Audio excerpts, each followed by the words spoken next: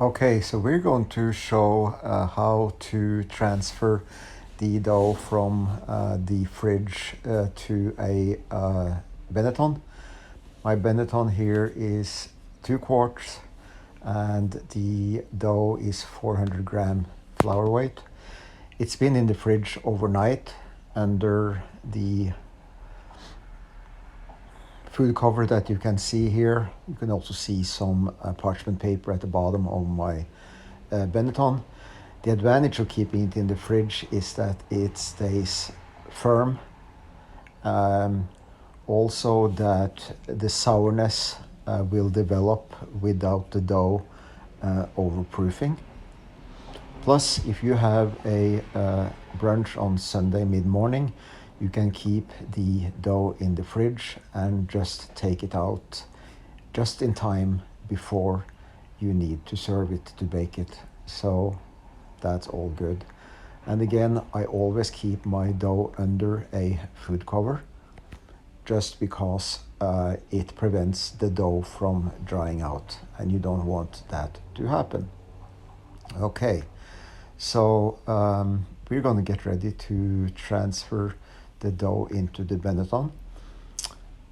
By the way, when I videoed this, my audio didn't work, so that's why I've added it. So here I'm taking a lame out. That's basically a handle with a razor blade, and I'm using that to score the dough. I score it so that it has a chance to rise evenly and in a nice manner in the oven. So the dough is in a glass bowl with a baking cloth. I'm taking off the cover. I'm pulling out one of my parchment papers. I think there's 2 in there. This one is well used, so I'm going to get a new one for the next one. But I just put that parchment paper on top of the dough and the bowl. I turn it upside down, and then I can pull the bowl and the bowl liner off. And there you see it. You'll see that in every bakery. So this happens to be a seeded bowl. It doesn't matter if it's seeded or not, but what I do is that I usually do a star-shaped pattern on top of the bowl.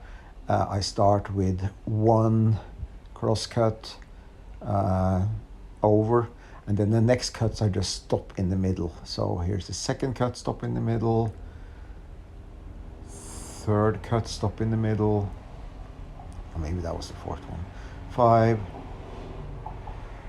6, and I stop in the middle so I don't change the shape of the bowl. I want it to stay the same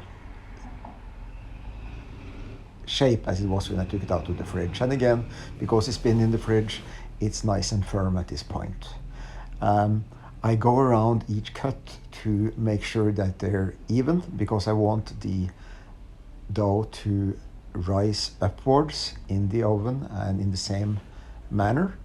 So that's why I'm doing that. Checking that they're all the same size, and when I'm happy I'm done, I drop them into the Benetton.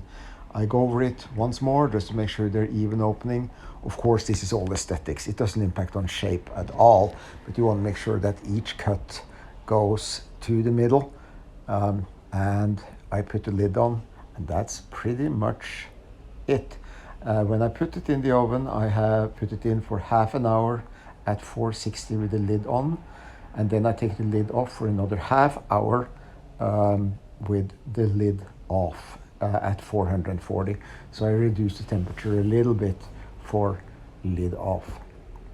So I think I'm gonna stop there. That's about it.